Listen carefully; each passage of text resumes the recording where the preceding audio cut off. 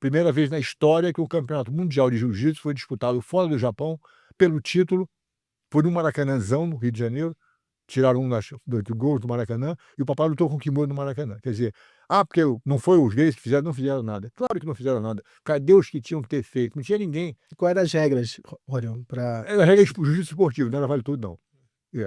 Mas não tinha ponto, entendeu? Era finalização 10 minutos, exato. E o papai, o tio Carlos, inclusive, comentou com o papai, o tio Carlos era o manager do meu pai. Falou: olha, eu só deixo você lutar com o Kimura se você prometer que se ele te pegar num golpe bom, você vai reconhecer e bater, para não querer resistir demais e amanhã tá com o braço injuriado pro resto da vida, um cotovelo quebrado, um ombro deslocado, vai te atrapalhar. Não, o papai falou: não, se ele me pegar num golpe bom, eu reconheço e bato, se for o caso. E baseado nisso, o tio Carlos autorizou a luta. Papai foi lutar com o Kimura, 3 rounds de 10 minutos. E, aliás, quando eles estavam entrando no ringue, viu, subindo o gramado do Maracanã, quando eles montaram um tablado ali em cima, botaram a lona, quando eles estavam chegando para entrar no gramado, o Kimura, através do intérprete, pergunta a ele se ele vai bater quando eu pegar ele numa finalização. E o papai sentiu isso quase que... achou um troço meio arrogante do Kimura perguntar isso, viu? Se ele vai bater. Eu quero ver se me pegar, quer dizer, essa que era a resposta instintiva dele, seria essa. Mas ele falou: não, de repente é um troço cultural. Se ele pegar um golpe bom, eu vou bater, diz o papai pro Kimura, que era 30 e tantos quilos mais pesado que ele.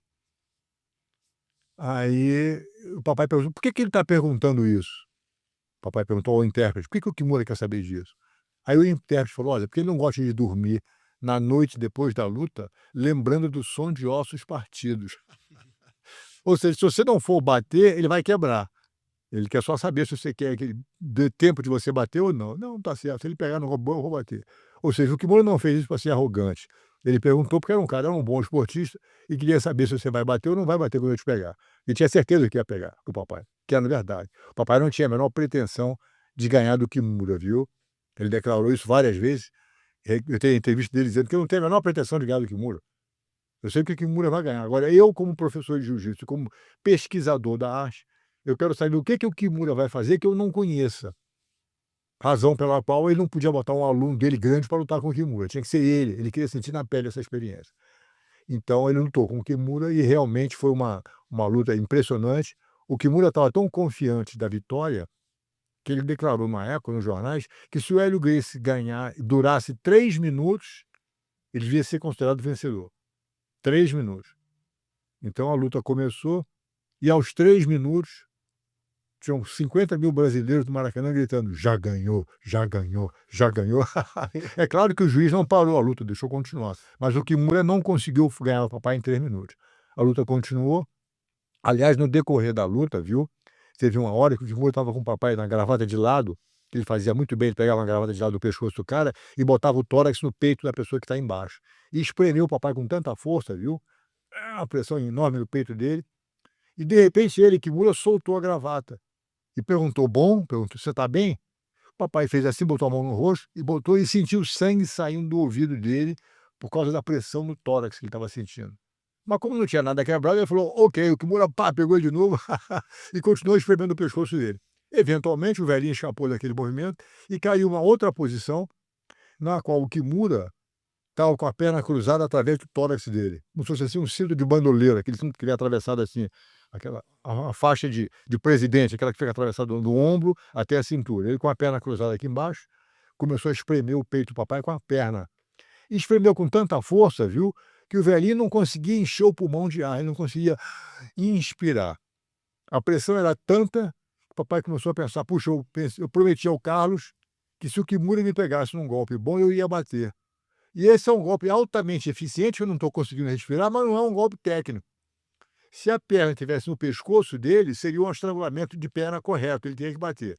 Mas como estava no peito, o velhinho falou: puxa vida, isso aqui não é um golpe técnico, é um golpe de força. E conhecendo ele, eu sei que ele não ia conseguir viver com o fato de ter perdido de uma espremida do Kimura, ele não ia aguentar isso. Então, enquanto ele estava decidindo se devia bater ou não, porque não conseguia respirar, ele perdeu a consciência e desmaiou. Literalmente apagou. O Kimura deve ter cansado de apertar e não ter tido o resultado que ele queria ter tido.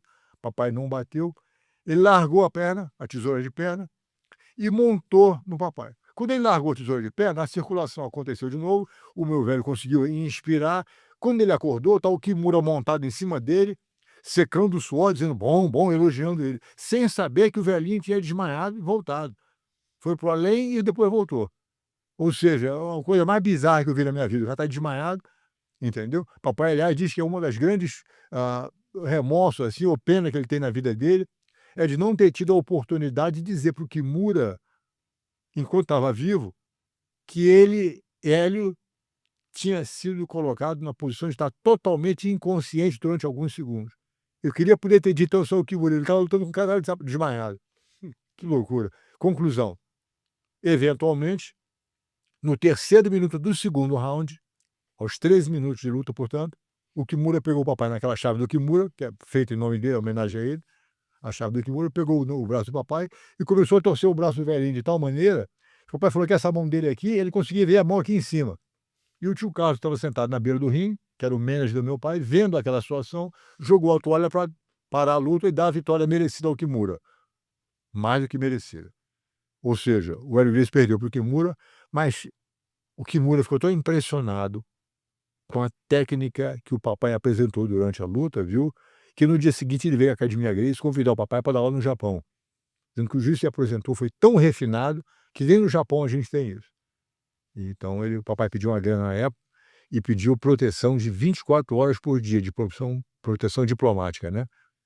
Porque ele falou, pô, vou pro Japão, vira uma esquina daquela, o vagabundo vem com a faca, me mata e o jiu-jitsu que eu sei vai embora comigo. Ela falou, não sei o que, ele não pode garantir pela tua vida. Eu falei, então não vou não. Ele ficou no Brasil, fez essa revolução que a gente fez aqui, e daí eu cresci nesse ambiente, aprendi comigo, e de repente foi para os Estados Unidos, comecei dando as minhas aulinhas na garagem, comecei a ensinar cada vez mais gente, hoje em dia está no mundo inteiro esse negócio. Então é claro que as pessoas que aprenderam o jiu-jitsu, baseado na origem do que os Gracies fizeram, hoje escrevem livro, que não foi bem assim, foi assado, os Gracies não fizeram essa onda toda, foi o fulano, foi o Beltrano, conversa fiada. Se os Gracies não tivessem feito o que a gente fez, o mundo não estava fazendo o jiu-jitsu do jeito que está hoje em dia. Portanto, quem quer desmerecer isso ou não tem consciência ou é um recalcado invejoso que quer jogar lama na história, mas a verdade é que se não fosse a família Gracie, o jiu-jitsu não estava onde está hoje em dia no mundo inteiro. Depois que Pelé ganhou 3 copas e depois que Hélio Gracie fez o que fez, aí aparece que são os melhores jogadores, que são os melhores lutadores, mas ninguém fez o que o cara fez, ninguém fez o que Exato. Pelé fez, ser 3 vezes campeão da Copa do Mundo, até essa semana elegeram o Messi o melhor da história. E aí estão querendo tirar essa luz, esse brilho de Hélio Gracie, né? Claro, isso faz parte da brincadeira. Faz parte. Papai dizia o seguinte, viu? A metade da população entende que até o próprio desafio Gracie, querer lutar com qualquer um a qualquer hora, isso é um negócio que não se faz, entendeu? Quantas pessoas você conhece que vão para um outro país, o papai fez aqui no Brasil com os irmãos dele, desafiam qualquer um para lutar a qualquer hora, não quer saber quem é. Nos jornais, manchete o tempo todo. Aí o pessoal aprendeu o jiu-jitsu, agora está todo mundo com a mesma arma na mão, jeito muito maior, muito mais forte, faz também, agora é campeão de outras coisas. Eu fui para os Estados Unidos também.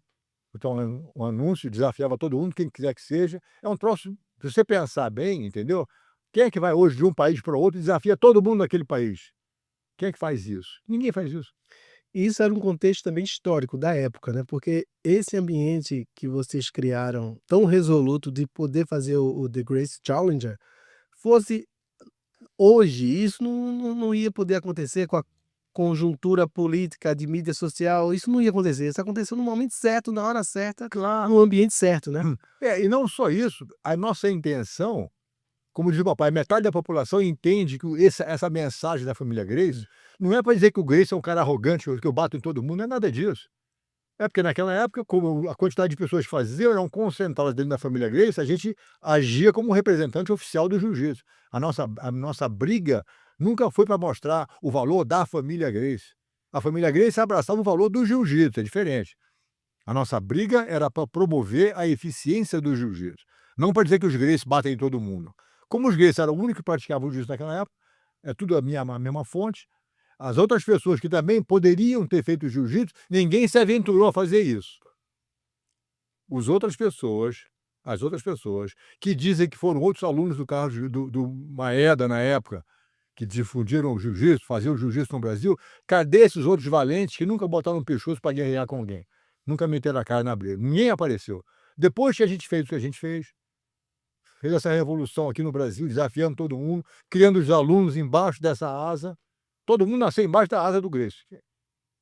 As pessoas que não aprenderam com a família Gracie, só depois que os Gracie guerrearam com todo mundo e mostraram que a eficiência do jiu-jitsu era maior de todas, é que começaram a aparecer esses outros valentes. Na época ninguém aparecia, ninguém falava nada. Agora que a gente fez o que fez, está esse pessoal todo falando isso. Muito bem. Quando esse negócio aconteceu, essa revolução toda, aqui no Brasil, com a família Gracie brigando com todo mundo, quem metia a cara apanhava. E ficou por isso mesmo, ninguém ficou isso. Aí, muitos anos depois, eu fui para os Estados Unidos com a mesma missão, com a mesma intenção, com a mesma vontade de mostrar a superioridade, não de um membro da família Gracie, mas de um representante do jiu-jitsu. Desafiava tudo, foi centenas de desafios na minha garagem, desafio na Playboy, desafio em qualquer pessoa no país inteiro para brigar, quer dizer, ninguém faz isso. Fiz o que eu tinha que fazer. Não é o Rorion, é o jiu-jitsu que o Rorion está representando. A minha meta sempre foi essa. Você tem ideia de quantos combates lá você fez nesse desafio? Perdi a conta. Perdeu. Na minha garagem, passei 10 anos fazendo isso na minha garagem. Foi o que me motivou a fazer o UFC, foi depois de tanto desafio que aconteceu na minha garagem, que os alunos, quando eu comecei a dar aula, o pessoal tomava a primeira aula comigo e adorava. Ele dizia: "Se eu trouxer um amigo teu, te dou outra aula. Vai lá, eu te dou outra aula." Então, o que acontece?